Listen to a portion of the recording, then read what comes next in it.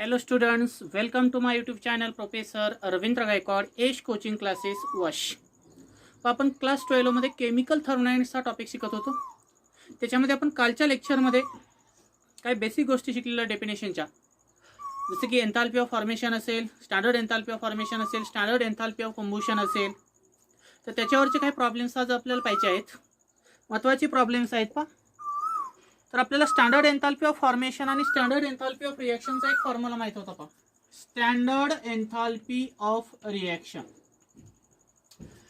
Delta R H zero, zero म्हणजे standard आणि delta R H म्हणजे स्टँडर्ड एन्थाल्पी ऑफ रिएक्शन.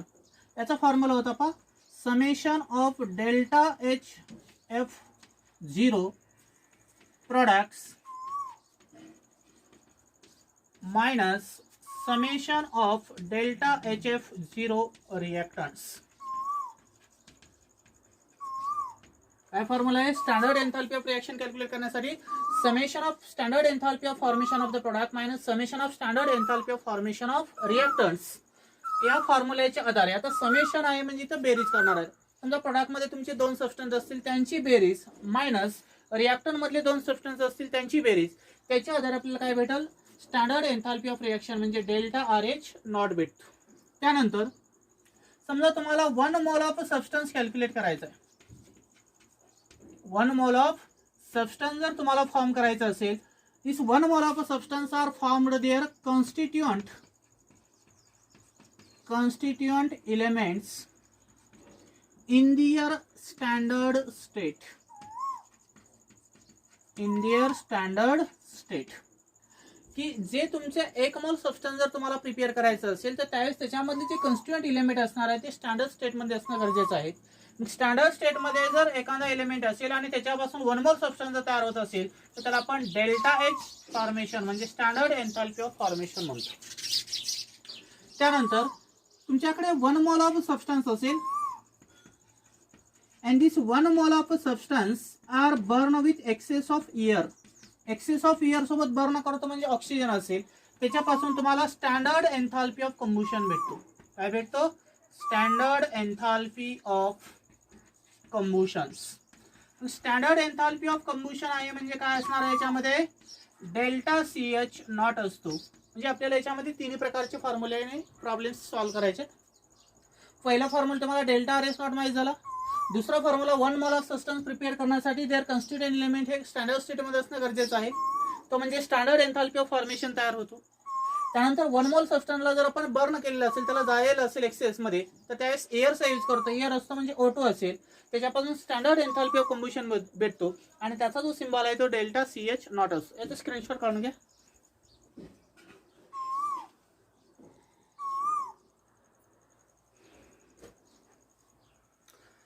त्यानंतर आपल्याला फर्स्ट प्रॉब्लेम पाहिजे.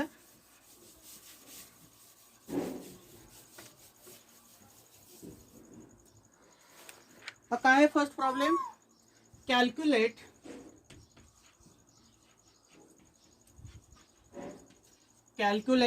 Standard enthalpy of reaction.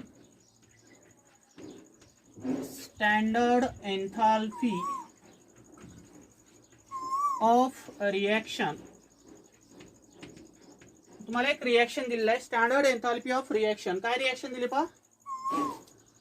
2C2H6 in gaseous state plus 7O2 in gaseous state two gives 4CO2 in gaseous state plus 6H2O in liquid state. अशा प्रकारची एक reaction दिली. Given that काय काय दिलेलं आहे पहा तिथं? Given that delta H F naught of CO2. CO2 ची एन्थाल्पी ऑफ फॉर्मेशन दिली. स्टँडर्ड एन्थाल्पी ऑफ फॉर्मेशन किती आहे? 393.5 किलो जूल पर मोल. त्यानंतर दिलं तुम्हाला delta H F naught of H2O. H2O साठी किती दिलेलं आहे? मायनस 285.8 किलो जूल पर मोल अँड डेल्टा HF0 C2H6 म्हणजे इथेनसाठी एन्थाल्पी ऑफ फॉर्मेशन दिलेला आहे -84.9 किलो जूल पर मोल. अशा तऱ्हेने हा तुम्हाला एक प्रॉब्लेम दिलेला आहे.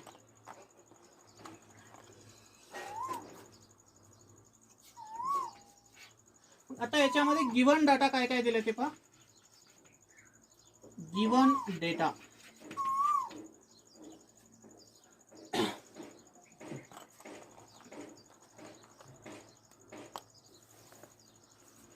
काय काय घेऊन दिलंय. डेल्टा HF नॉट म्हणजे standard enthalpy of formation, standard enthalpy of formation of CO2 दिसते का बघा. CO2 किती दिलं आहे -393.5 किलो जूल पर मोल. त्यानंतर delta FH not of H2O, H2O ची स्टँडर्ड एन्थाल्पी ऑफ फॉर्मेशन दिलेलं आहे. किती दिले आहे H2O ची -285.8 किलो जूल पर मोल. त्यानंतर delta FH not of C2H6 म्हणजे इथेनची व्हॅल्यू दिली. किती दिली -84.9 किलो जूल पर मोल. काय कॅल्क्युलेट करायचंय to find out standard enthalpy of reaction. काय फाइंड आउट करायचे डेल्टा RH नॉट म्हणजे standard enthalpy of reaction. Standard enthalpy of reaction calculate करत असताना तुम्हाला आहे तशी रिएक्शन फर्स्टली लिहावं लागेल. काय रिएक्शन आहे पहा. 2 equivalent of C2H6 in gaseous state plus 7O2 in gaseous state two gives 4 CO2 in gaseous state plus 6 equivalent of H2O in liquid state. मग आपल्याला काय कॅल्क्युलेट करायचे standard enthalpy of formation calculate करायचे. मला CO2 ची formation दिली, वॉटरची formation दिली, इथेनची दिली, पण ऑक्सिजनची दिलेली आहे का नाही. कारण ऑक्सिजन हा नेचरमध्ये अवेलेबल असतो. त्यावेळेस त्याची मॉलिक्युलरिटीमध्ये जर पाहिले आपण तर त्यावेळेस त्याची स्टँडर्ड एन्थाल्पी ऑफ ऑक्सिजनची काय असते 0 असते. काय फॉर्म्युला यूज करणार पहा. बाय युजिंग फॉर्म्युला कोणता फॉर्म्युला यूज करणार इथं पहा. Standard enthalpy of reaction is equal to summation of standard enthalpy of formation of products minus summation of standard enthalpy of reactants. Standard enthalpy of reactions. Standard enthalpy of reaction calculate करण्यासाठी हे समेशनचं चिन्ह काढलेलं मी. Summation म्हणजे बेरीज करणार कशाची product मध्ये. कोणता प्रोडक्ट आहे तुमचा CO2 आणि H2 यांची बेरीज minus summation of standard enthalpy of formation of reactant. Reactant कोणता आहे C2H6 आणि O2 ह्या दोघांची बेरीज करायची आणि त्याच्या आधारे आपल्याला standard enthalpy of reaction calculate करता येतं. त्याच्यामध्ये व्हॅल्यू पुटअप करा. कशा व्हॅल्यू पुटअप करणार पहा. दॅट इज इक्वल टू म्हणजे delta RH not is equal to काय येईल पहा स्क्वेअर ब्रॅकेट मध्ये लिहा 4. जर आपण प्रोडक्ट मध्ये जर पाहिलं तरी तो कोएफिशिएंट किती आहे CO2 चा 4 आहे म्हणून 4 delta FH not CO2 standard enthalpy of formation of CO2 आहे प्लस समेशन आहे म्हणून प्लस घेतला. इथं कोएफिशिएंट किती आहे वॉटरचा 6 delta FH not of H2 square bracket close minus summation of enthalpy of products reactants. Reactant मध्ये किती आहेत 2 delta HF not of C2H6 plus oxygen किती आहे 7 म्हणजे काय आहे 7 डेल्टा FH नॉट O2. म्हणजे दिलेल्या फॉर्म्युल्यामध्ये आपण ह्या रिएक्शनच्या आधारे व्हॅल्यू टाकून घेतलं. काय होता formula delta RH not is equal to summation of standard enthalpy of formation of product minus summation of standard enthalpy of formation of reactant. हे प्रोडक्ट आहेत CO2 आणि H2 आणि त्याचे स्टॉइकोमेट्रिक कोएफिशिएंट आपण त्याला फक्त मल्टिप्लाय केलं म्हणजे काय घेतलं आपण पहा 4 इथं कोएफिशिएंट आहे CO2 चं म्हणजे काय घेतलं 4 delta HF naught CO2 plus summation आहे म्हणून 6 कोएफिशिएंट आहे 6 delta HF naught H2 minus आता रिएक्टंट घ्या. रिएक्टंट मध्ये किती आहे 2 मी ते घेतलं 2 delta HF naughts ethane plus इथं क्वेश्चन किती आहे 7 आहे म्हणून काय घेतलं 7 डेल्टा FH नॉट O2. आता याच्यामध्ये पहा व्हॅल्यू टाकून पहा काय व्हॅल्यू येतील नेक्स्ट स्टेपमध्ये. स्क्रीनशॉट काढून घ्यायचा.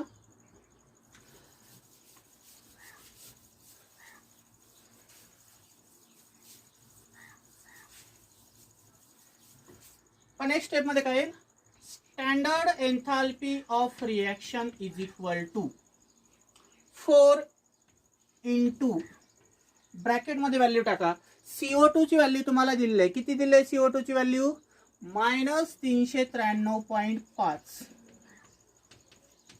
प्लस 6 इंटू H2O ची व्हॅल्यू दिली आहे. किती दिली आहे H2O ची व्हॅल्यू -285.8 किंवा 8 म्हटलं तरी चालेल.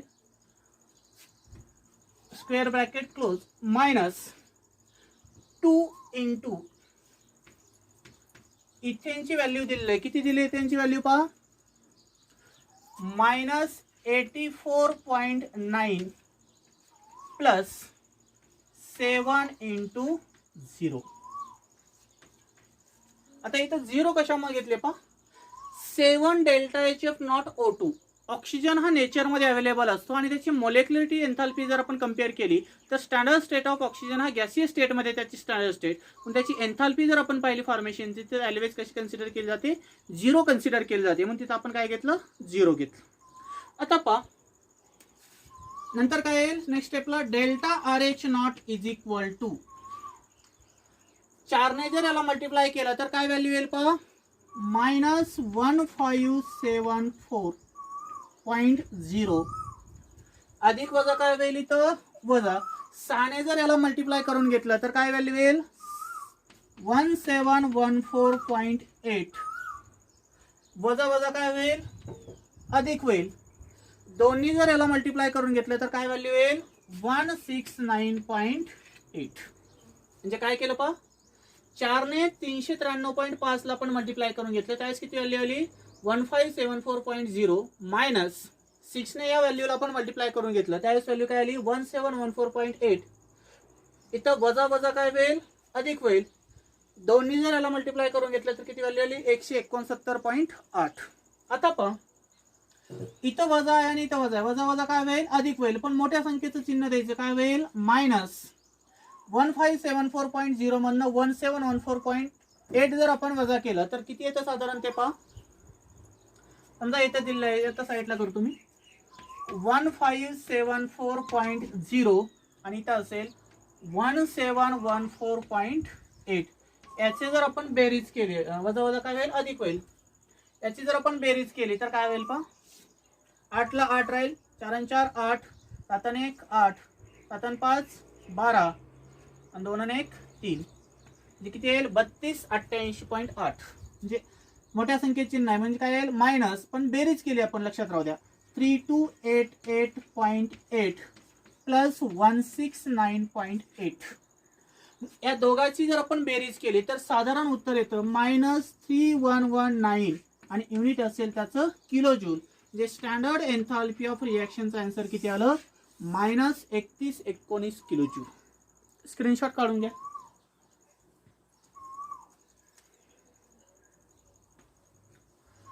पण त्यानंतर आता नेक्स्ट प्रॉब्लेम पाहिजे आपल्याला.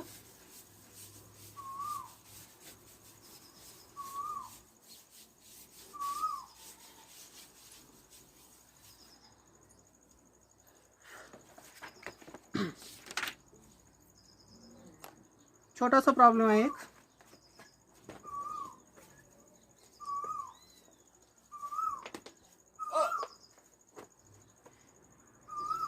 प्रॉब्लेम नंबर 2 असेल कन्सिडर करा. Estimate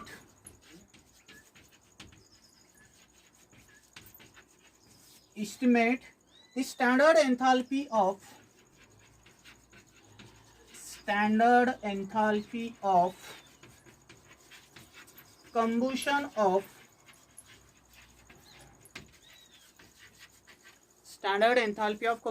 of methane. कशासाठी दिले आहे तुम्हाला मिथेन गॅस याच्यासाठी दिले आहे. If delta H F naught of methane is equal to, जे स्टँडर्ड एन्थाल्पी ऑफ फॉर्मेशनची मिथेनची व्हॅल्यू दिलेली आहे -74.8 किलो जूल पर मोल आहे, म्हणजे एका मोलसाठी दिलेली आहे. त्यानंतर डेल्टा एच फॉर्मेशन CO2 साठी जर आपण कम्पेअर केली तर CO2 साठी व्हॅल्यू तुम्हाला नोन आहे, किती आहे, -393.5 किलो जूल पर मोल. अँड नंतर कशात दिली, delta F H not for H2O साठीची व्हॅल्यू देखील तुम्हाला नोन आहे, किती आहे, -285.8 किलो जूल पर मोल. तर असा हा प्रॉब्लेम दिलेला आहे. पहा, estimate the standard enthalpy of combustion of methane if delta HF naught methane for -74.8 kilojoule per mole, then delta HF naught CO2 for -393.5 kilojoule per mole, and delta HF naught for water is -285.8 kilojoule per mole. आता याच्यामध्ये पहा, problem solve करत असताना तुम्हाला given data माहित पाहिजे की काय काय दिलेलं आहे. काय दिले, फर्स्टली पहा, estimate the standard enthalpy of combustion of methane. Estimate म्हणजे कॅल्क्युलेट करायचे. Standard enthalpy of combustion for the methane gas calculate करायचं. मग क्वेश्चन मार्क घेतला मी. इफ काय दिलेलं आहे, delta H F naught is equal to, किती दिलेलं आहे, delta H F naught for methane -74.8 kilo joule per mole दिला. त्यानंतर delta H F naught for CO2 किती दिलेलं आहे तुम्हाला, पहा, -393.5 किलो जूल पर मोल. And delta H F naught for H2O दिलेला आहे, किती दिलेलं आहे तुम्हाला, -285.8 किलो जूल पर मोल. म्हणजे तुम्हाला ज्या गिवन व्हॅल्यू आहे त्या तुम्ही दिलेल्या आहेत आणि लिहिलेल्या आहेत. आता इथं आपल्याला फॉर्म्युलाइज करायचं. त्यासाठी फर्स्टली रिएक्शन लिहायची. काय रिएक्शन दिलेलं आहे पहा तुम्हाला, मिथेनचं ऑक्सिडेशन केलेलं आहे, म्हणजे काय आहे, methane gas are burn with oxygen gas. Methane gas are burn with oxygen gas to gives CO2 gas plus H2O gas. काय तयार होतो, CO2 gas plus H2O liquid form मध्ये तयार झाले. जे इथं मिथेन दिलेलं आहे आणि 2O2 रिएक्शन बॅलन्स होते. पण इथं काय तयार झाला, CO2 2 ऑक्सिजन गेले, इथं 2 शिल्लक राहिले आणि हायड्रोजन 4. ही रिएक्शन दिलेली आहे. ह्या रिएक्शनच्या आधारे आपल्याला काय करायचं की इस्टिमेट करायचं स्टँडर्ड एन्थाल्पी ऑफ कंबुशन. मग काय फॉर्म्युला असेल, the standard enthalpy of reaction, standard enthalpy of reaction is equal to summation of standard enthalpy of formation of products minus summation of standard enthalpy of reactants. जे आपण पहिल्या प्रॉब्लेमला जो formula use केला तोच formula इथे first use करायचा. पहा, जरी आपल्याला कंबुशन कॅल्क्युलेट करायचं असेल तर काय लिहिलं, डेल्टा आर एच नॉट म्हणजे standard enthalpy of reaction is equal to summation of standard enthalpy of formation of product minus summation of standard enthalpy of reactants. आता याच्यामध्ये व्हॅल्यू टाकून घ्या. काय येतील व्हॅल्यू पहा, delta R H naught is equal to summation of, म्हणजे बेरीज करायची कशाची, delta H F of product. मग प्रोडक्ट काय येतं, CO2. काय नाही म्हणजे काहीतरी नाही, म्हणजे इथं स्टायकोमेट्रिक कोएफिशिएंट सिंगल घेतलेला आहे. म्हणजे काय लिहू शकता डायरेक्ट तुम्ही इथं, delta H F naught for CO2 plus इथं कोएफिशिएंट जर पाहिलं तर वॉटर 2 आहेत, म्हणजे काय येईल, 2 delta H F naught for H2O square bracket close. म्हणजे प्रोडक्ट आपण इथे घेतला कोणता होता, delta H F not CO2. काय नाही म्हणून इथं काहीच नाही मल्टिप्लाय केलेलं नाही कारण एकच आहे तिथं. प्लस इथं स्टायकोमेट्रिक कोएफिशिएंट 2 आहे, म्हणजे काय घेतलं आपण, 2 delta H F not H2O minus summation of standard enthalpy of formation of reactant. आता रिएक्टंट कोणता आहे बघा, इथं आहे. काय नाही म्हणजे फक्त मिथेनच आहे, म्हणजे काय येईल, delta H F naught for methane plus किती ऑक्सिजन आहेत, 2, म्हणजे 2 delta H F not O2 म्हणजे वरचा जो फॉर्म्युला दिलेला आहे summation of standard enthalpy of formation of product minus summation of standard enthalpy of reactor, ह्या रिएक्शनच्या आधारे मिथेनचं बर्निंग केलं, त्याच्यापासून CO2 आणि वॉटर वेपर तयार झाले. मग CO2 आणि वॉटर वेपर तुमचे प्रोडक्ट फॉर्मेशन मध्ये आहेत आणि मिथेन आणि O2 हा तुमचा रिएक्टंट कन्सिडर केला जातो. त्यावेळेस इथं स्टायकोमेट्रिक अवस्थेत CO2 आणि मिथेनचे काहीच नाहीत म्हणून आपण इथं लिहिलं का नाही लिहिलेलं आहे, पण वॉटरचे 2 आहेत म्हणून इथं 2 घेतले आणि ऑक्सिजनचे 2 आहेत म्हणून 2 घेतले. आता नेक्स्ट स्टेपला काय होतं पहा, तुमचा जो CO2 आहे फॉर्मेशन H2 असेल किंवा मिथेन असेल किंवा ऑक्सिजन असेल, ऑक्सिजन हा नेचरमध्ये अवेलेबल असल्यामुळे त्याची standard enthalpy of formation always कशी असते, 0 असते, हे लक्षात राहू द्या. नेक्स्ट स्टेपला काय येईल पहा,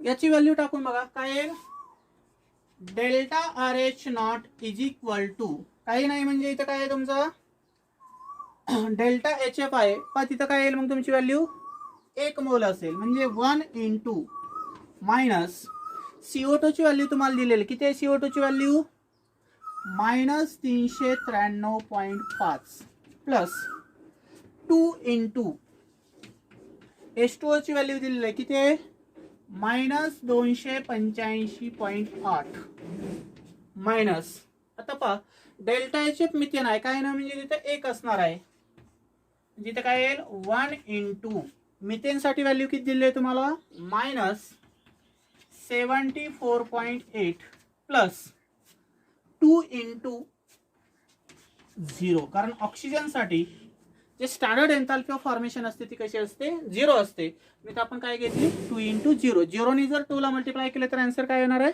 0च येणार आहे. आता पहा therefore delta HF not is equal to किंवा delta RH not is equal to 1 into 1 असेल म्हणजे इथं काय असणार आहे -393.5 अधिक वजा काय होईल वजा 2 ने जर याला मल्टिप्लाय करून घेतलं तर काय होतं पहा 285.8 इंटू 2, याने जर मल्टिप्लाय केलं तर 2 8 चा 16, 12 आला 1, 2 5 चा 10, 10 प्लस 1 11, 12 आला 1, 2 8 चा 16, 16 प्लस 1 17, 12 आला 1, 2 चा 4, 4 कॅरी 1 म्हणजे 5, कॅरी आला 5. इथं जर पॉईंट दिला तर काय येईल 5716, 57.6 वजा वजा काय होईल अधिक म्हणजे काय येईल इथं -74.8. आता इथं पहा इथं मायनस मायनस आहे, मायनस मायनस काय होईल प्लस होईल, मग याची बेरीज जर केली तर मोठ्या संख्येचं चिन्ह येईल मायनस, पण याची बेरीज करा काय येईल पहा 393.5 plus 571.6, 6 plus 1 11 carry 1, 3 plus 2 5, 9 plus 7 16 carry 1, 6 plus 3 9 म्हणजे 9651 आलं, किती आलं 965.1 प्लस 74.8, वजा अधिक काय होईल वजा, याची वजा बाकी करा, जर याची वजा बाकी केली तर काय येईल पहा, इथला रफ करतो मी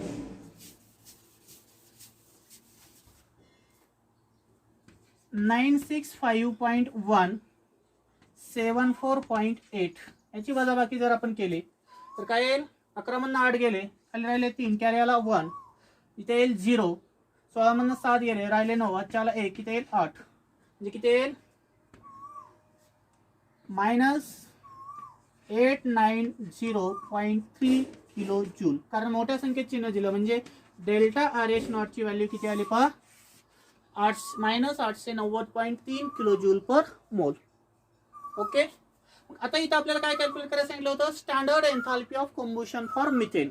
मग मिथेन हा 1 मोल साठी आपण कन्सिडर केला होता, 1 मोल साठी जर मिथेन असेल तर काय आहे delta H combustion is equal to delta RH not, की standard enthalpy of combustion is equal to the standard enthalpy of reaction because is taken 1 mole of methane, की आपण 1 मोल मिथेन घेतलेला आहे म्हणून इथं फायनल आन्सर काय येईल standard enthalpy of combustion for methane is equal to -890.3 kilo joule per mole घ्यायचं इथं पहा, कारण इथं 1 मोल साठी आहे आणि इथं स्टँडर्ड एन्थाल्पी ऑफ रिएक्शन फक्त आपण किलो जूल कन्सिडर केलं, पण 1 मोल साठी आपण कंबशन केलेलं आहे मिथेनचं म्हणून काय येईल standard enthalpy of combustion is equal to standard enthalpy of reaction according to reaction नुसार जर आपण कम्पेअर केलं तर त्यावेळेस स्टँडर्ड एन्थाल्पी ऑफ मिथेन जर आपण पाहिलं standard enthalpy of combustion for methane तर त्यावेळेस 1 मोलसाठी आहे, म्हणजे 1 ने जर याला मल्टिप्लाय केलं तर आहे तसं आन्सर राहील. म्हणजे काय येईल, delta CH naught methane is equal to -890.3 kilo joule per mole. 1 मोलसाठी आहे म्हणून इथे युनिट काय लिहायचं, किलो जूल पर मोल. स्क्रीनशॉट काढून घ्या.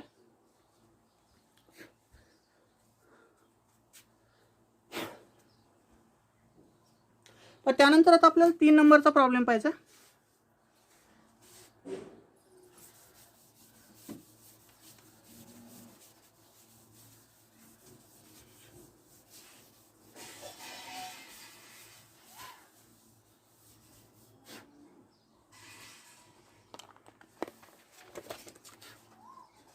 तर 3 नंबरचा प्रॉब्लेम काय सांगतो बघा.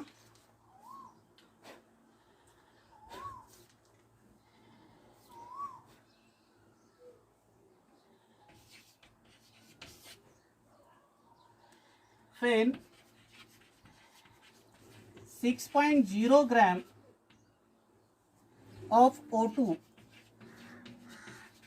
reacts with ClFH per, काय दिलंय, 6 gram of O2 reacts with ClFH per. मग खाली रिएक्शन दिली पहा, 2 ClF in gaseous state plus O2 in gaseous state to gives Cl2O in gaseous state plus OF2 in gaseous state. अशा प्रकारची reaction दिली आहे. काय दिली, 2 equivalent of chlorofluorides in gaseous state plus O2 to gives Cl2O plus OF2 in gaseous state. The enthalpy change is the enthalpy change is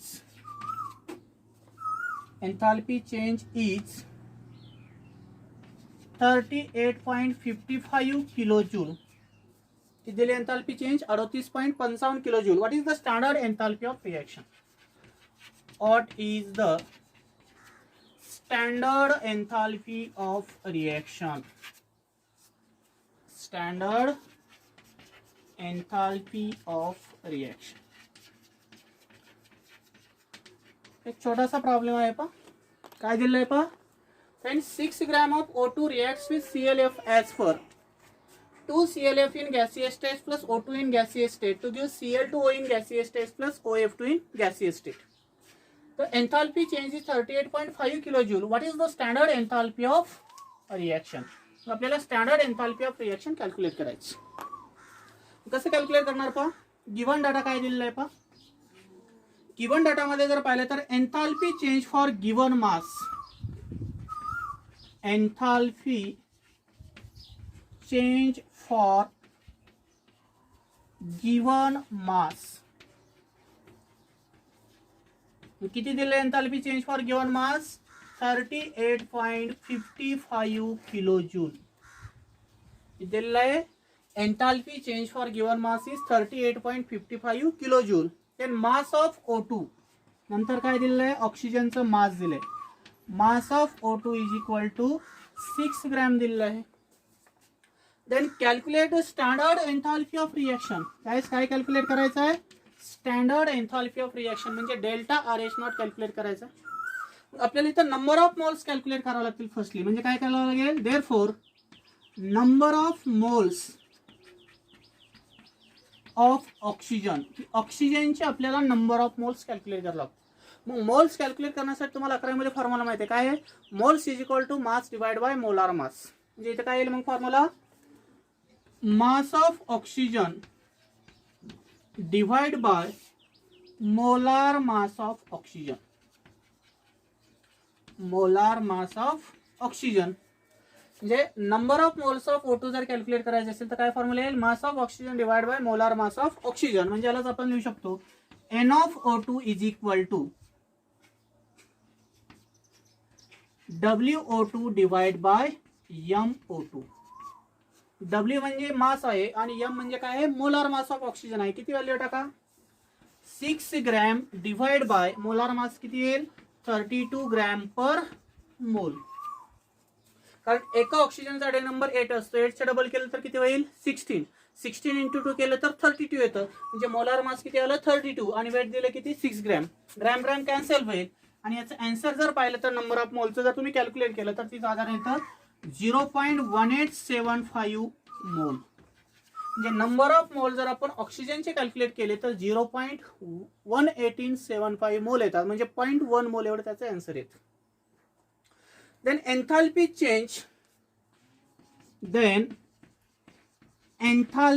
change नंतर enthalpy change होणार आहे केव्हा. Then enthalpy change fan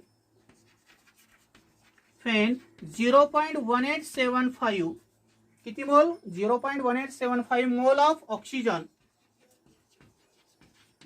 of oxygen reacts with ClF is की तो जर आपण ClF सोबत react केला तर किती एनर्जी लागणार आहे 38.55 किलो जूल. म्हणजे एक ऑक्सिजनची रिएक्शन जर आपण ClF5 सोबत जर केली तर 0.1 मोल एवढा जर ऑक्सिजन आपण मिक्स केला तर त्याला एनर्जी किती लागणार आहे 38.55 किलो जूल पर मोल. एक मोल ऑक्सिजनसाठी किती लागणार आहे आपल्याला कॅल्क्युलेट करायचं. याचा स्क्रीनशॉट काढून घ्या. मग आता एक मोल ऑक्सिजनसाठी एन्थाल्पी किती चेंज होणार आहे ते आपल्याला कॅल्क्युलेट करायचं.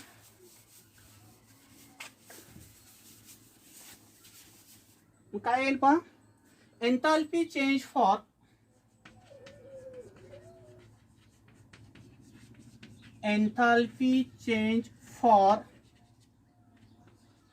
वन मोल O2 की एक मोल ऑक्सिजन साठी काहीतरी एन्थाल्पी चेंज होणार आहे. मीन्स एन्थाल्पी चेंज फॉर 1 मोल ऑक्सिजन इज इक्वल टू लागणारी एनर्जी किती होती 38.55 आणि कॅल्क्युलेट झालेली एनर्जी किती मोल आहे 0.1875.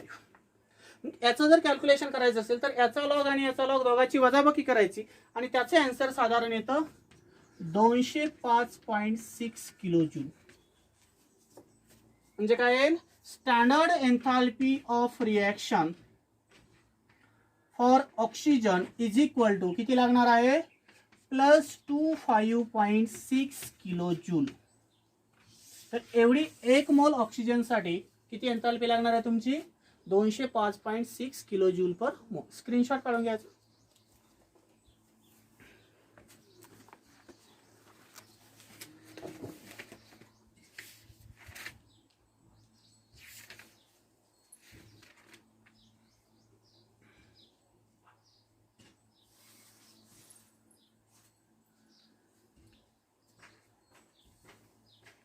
एक शेवटचा प्रॉब्लेम आहे आता.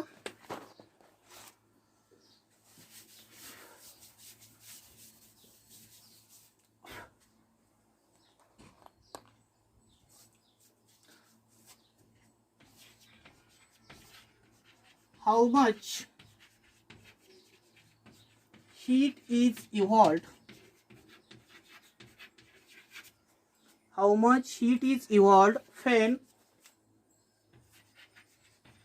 when 12 gram of carbon monoxide reacts with NO2. The reaction is मग खाली तुम्हाला रिएक्शन दिलेलं आहे पहा. काय रिएक्शन आहे 4CO in gaseous state plus कशासोबत त्याची रिएक्शन होणार आहे 2 equivalent of NO2 in gaseous state. CO आणि NO2 ची रिएक्शन केली तर काय तयार होईल 4CO in gaseous state plus nitrogen gas liberates होईल म्हणजे N2 गॅस. त्यावेळेस डेल्टा RH0 जर आपण कॅल्क्युलेट केली म्हणजे स्टँडर्ड एन्थाल्पी ऑफ रिएक्शन तर ती असते 1200 किलो जूल. काय दिला प्रॉब्लेम पहा how much heat is evolved किती हीट त्याच्यामधून इव्हॉल्व होणार आहे when 12 gram of carbon monoxide are reacts with NO2 की 12 ग्रॅम CO2 म्हणजे कार्बन मोनॉक्साइडची रिएक्शन जर नायट्रस ऑक्साइड सोबत केली तर त्याच्यामध्ये किती हीट इव्हॉल्व होणार आहे ते आपल्याला याच्यामध्ये कॅल्क्युलेट करायचं. त्यावेळेस तुम्हाला रिएक्शन दिली 4CO in gaseous state plus 2 NO2 in gaseous state to gives 4CO in gaseous state plus N2 in gaseous state, their standard enthalpy of reaction is minus 1200 kilojoule, म्हणजे 1200 किलोजूल दिलेले आहे. कसं solve करणार पाहायला? Given data काय काय दिले आपण? गिवन डेटामध्ये जर आपण कम्पेअर केलं तर काय येईल? गिवन डेटामध्ये स्टँडर्ड एन्थाल्पी ऑफ रिएक्शन दिली. किती दिली? Minus 1200 kilojoule. Standard enthalpy of reaction किती दिली? Minus 1200 kilojoule.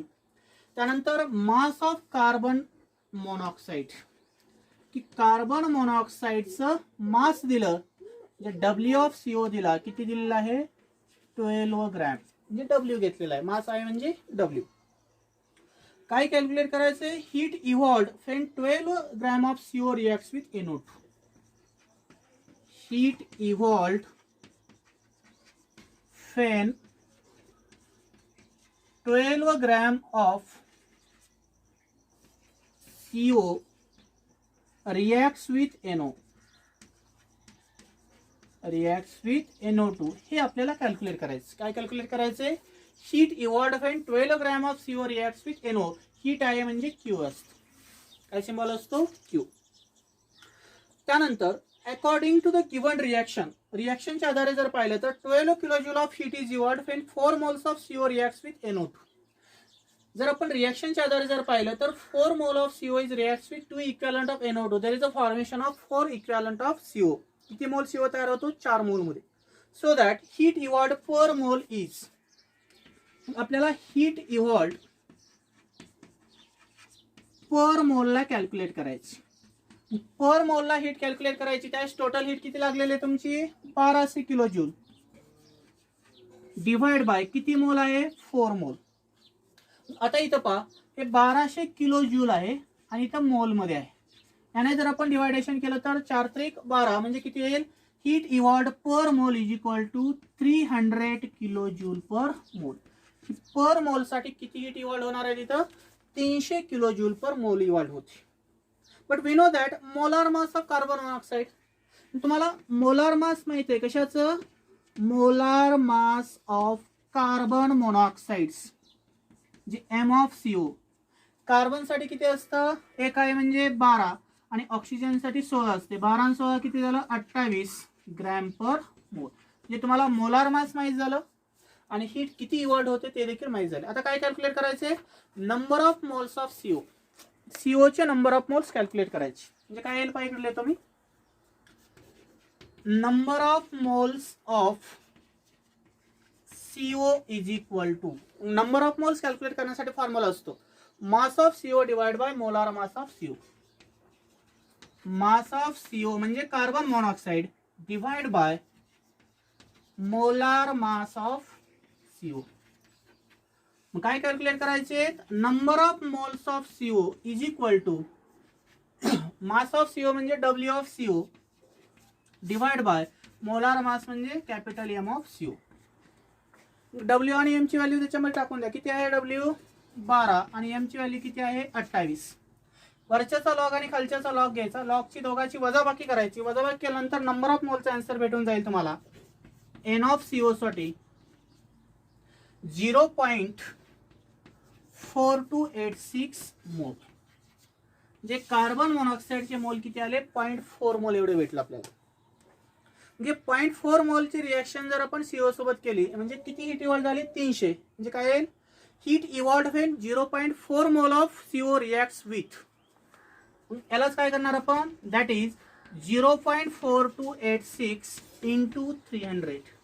याने जर मल्टिप्लाइड केलं तर साधारण ते आन्सर येतं पहा 128.58 किलो जूल. म्हणजे हे कशाचे आन्सर असेल? Heat evolved in when 12 gram of CO reacts with NO2. की 12 ग्रॅम ऑफ CO ची रिएक्शन जर NO2 सोबत केली तर त्याच्यामध्ये किती हीट इव्हॉल्ड झाली तुमची? 128.58 किलो जूल एवढी हीट काय होते त्याच्यामध्ये इव्हॉल्ड होते. स्क्रीनशॉट काढून घ्या.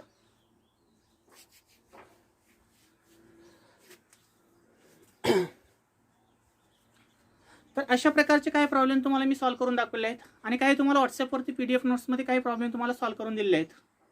त्यानंतर तुम्ही एक्झरसाइजमधले प्रॉब्लेम सॉल्व्ह करण्याचा प्रयत्न करू शकता. याच्यामध्ये तुम्हाला विदाऊट लॉग टेबलच्या आधारे तुम्हाला साधं कॅल्क्युलेशन जर केलं तर त्याच्या आधारे तुम्हाला हे प्रॉब्लेम सॉल्व्ह करता येतात. आणि त्याच्यामध्ये महत्त्वाचा फॉर्म्युला जो आहे सुरुवातीला घेतलेला, delta R is naught is equal to summation of standard enthalpy of formation of product minus summation of standard enthalpy of reactant. हा फॉर्म्युला इथं महत्त्वाचा आहे, जो की 2 मार्काला कॉम्पिटेटिव्ह एक्झाममध्ये याच्यावर क्वेश्चन असतो. त्यावेळेस तुम्हाला त्या दोघांची बेरीज आणि वजाबाकी करून मायनस मायनस काय होतं, प्लस मायनस काय होतं, हे चिन्हाचं नोटिफिकेशन जर तुम्हाला लक्षात आलं तर त्याच्या आधारे तुम्हाला तो प्रॉब्लेम इझिली सॉल्व्ह करता येतो. उद्याच्या लेक्चरमध्ये आपण बॉन्ड एन्थाल्पी आणि त्याच्याखालचे काही प्रॉब्लेम घेणार आहोत. परवा दिवशी Hess's law of constant heat summation आणि त्याच्याखालचे काही प्रॉब्लेम घेणार आहोत. आणि शेवटचा राहिलेले जे गिव्स एनर्जी आणि स्पॉन्टॅनिटी आहे किंवा सेकंड लॉ ऑफ थर्मोडायनामिक्स आहे तो आपण नेक्स्ट लेक्चरमध्ये पाहणार आहोत. थँक्यू.